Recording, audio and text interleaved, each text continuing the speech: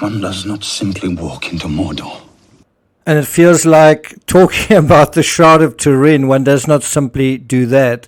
But let's give it a try anyway. I got nightmares in my head, I fear thoughts build up until I can't feel. My mind fills up into a creature, and it haunts me somewhere much deeper. I got nightmares in my head, I fear. Hello and welcome to True Crime Rocket Science, the most authentic voice in true crime. How do we think critically about this? And are you prepared to think critically about it? And if what we say here disagrees with what you think or believe, is that going to upset you, or are you going to be able to be fairly sensible and open-minded about this? Now, you may think it's a lot more difficult interrogating the historicity of an object that's very old compared to, say, a ransom note written a few years ago. In a real sense, it's a lot easier because along with the passage of time, especially when it comes to an artifact such as this, there is a very, very long narrative that accompanies it. There are two basic ways to slice this investigation, thinly or thickly. What I'm going to do is slice it as thinly as I can without getting bogged down in the details. The details are fascinating though, and one thing I think that is not in dispute is that the image from the shroud certainly awakens, activates the imagination. It certainly does look like the real thing. The thorns, the wounds, the haunting face at the center of it. But what I want to do is thin slice our way to an elegant and elegantly simple answer. And on our way to doing that, let's begin by glossing through half a dozen or more additional tactics used to assess, to think critically about the shroud's authenticity. So the question is, how do we think critically about this? And I'm going to share with you a couple of tools to approach it before disclosing the tool that I'm going to use, my preferred tool. Before we get to that, if you haven't subscribed to the channel, please do. By the way, if you're listening to this, please just try and keep an open mind. This is just one assessment, one analysis of many, and I think the critical question here is really, is this worth thinking about, and how should we think about it? Not so much what the results of those thoughts are. If you find this analysis worthwhile, it does take a bit of courage to go into this area, because one does not simply walk into Mordor.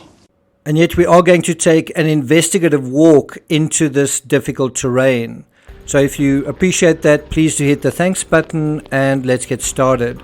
So a couple of tactics used to assess this whole question. Number one, palynology. That's the scientific analysis of pollen. This could be used to geolocate the shroud. You know, there's specific pollen that you get in certain countries that you don't get in other countries. And so a pollen analysis was last conducted in 1973. That's 51 years ago, and I believe the shroud hasn't been made available for such testing since. 2. The science of carbon dating. There have been several attempts to carbon date the shroud, often with conflicting results. Independent tests in 1988 at the University of Oxford, the University of Arizona, and the Swiss Federal Institute of Technology concluded with 95% confidence that the shroud material dated to, any ideas when? Social media in the last few days has exploded recently with claims saying that the latest carbon dating put the shroud age at 2,000 years. Then there's number 3, pigment testing. The shroud has been analyzed in October 1978 for blood and pigments. What were the results of that? Also, the historical fabric, that's number 4.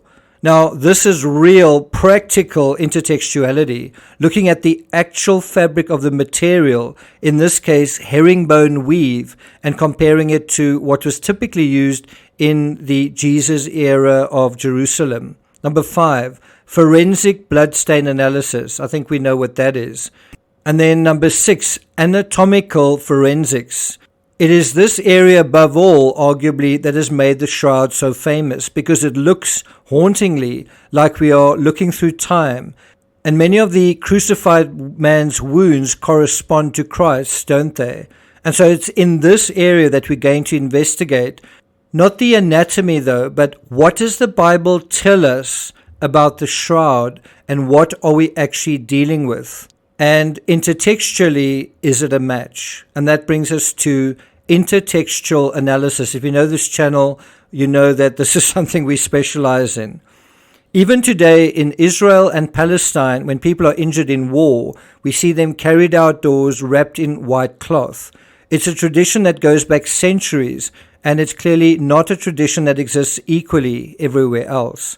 Interestingly, in the West, often in crime shows, we see victims of crime occasionally covered entirely from head to toe in a white sheet.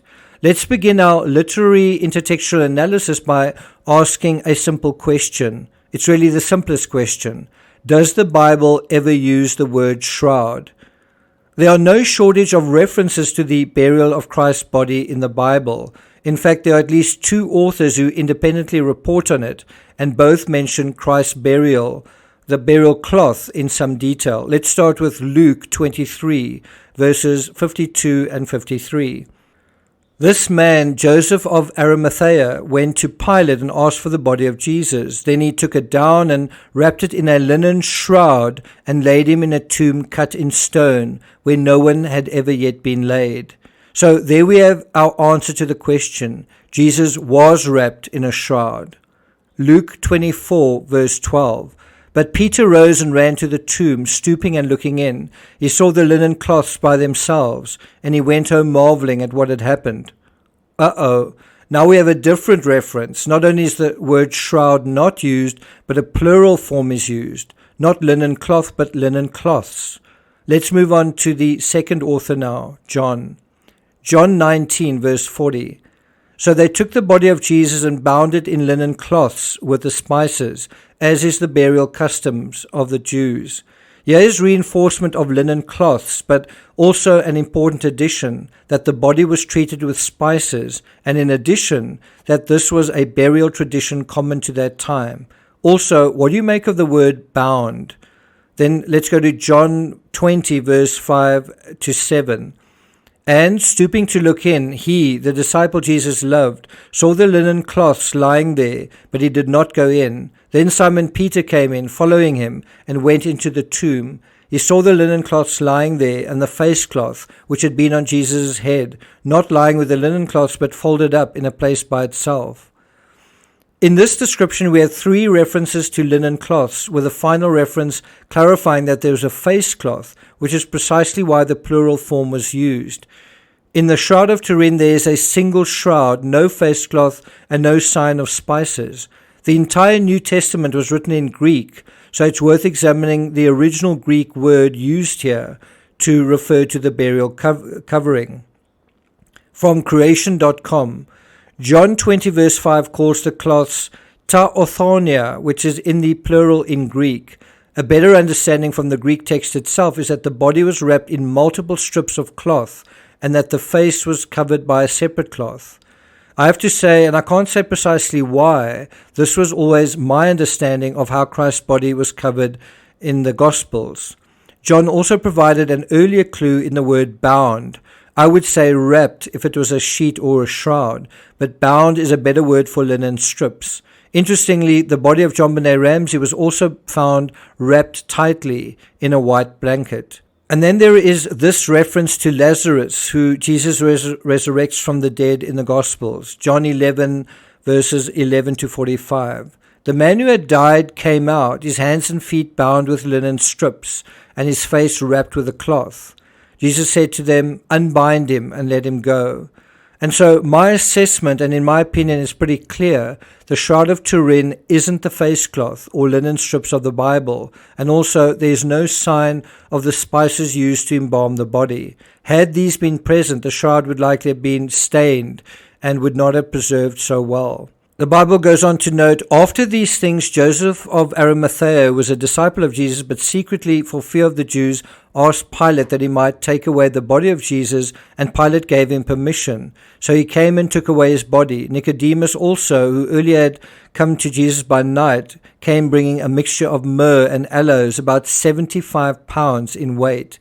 That is a lot of spices. Myrrh is a gum resin and antibacterial, widely used in China and Egypt, and associated with wound healing. So they took the body of Jesus and bound it in linen cloths with the spices, as is the burial custom of the Jews. Notice the word bound it in linen cloths. That's from John 19:38-40. Now let's examine a generic description of the shroud.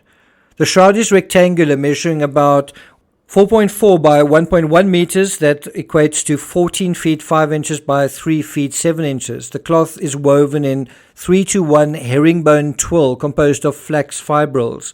Its most distinctive characteristic is the faint brownish image of a front and back view of a naked man with his hands folded across his groin. The two views are aligned along the midplane of the body and point in opposite directions. The front and back views of the head nearly meet in the middle of the cloth. The image in faint straw yellow color on the crown of the cloth fibers appears to be a man with a beard, moustache, and shoulder-length hair parted in the middle. He is muscular and tall, between 1.7 and 188 meters, or 5'7" to 6'2" inches. Reddish-brown stains are found on the cloth, correlating with the wounds in the Bible description of the crucifixion of Jesus. Based on intertextuality alone, the Shroud of Turin doesn't fit the description in the Bible, for which there are several very specific and detailed descriptions from two different authors. If we've used text to answer this question, one thing text can't answer is the far more intriguing question: how did what appears to be a photographic hologram, an aerial density image, appear to be printed on ancient cloth and apparently in blood? I'm not going to take it further than that, but if you found this discussion interesting and you'd like me to take it further, do let me know in the comments. We could even take it into a discussion about which is the authentic Holy Grail. Thank you for listening, and I'll see you guys next time.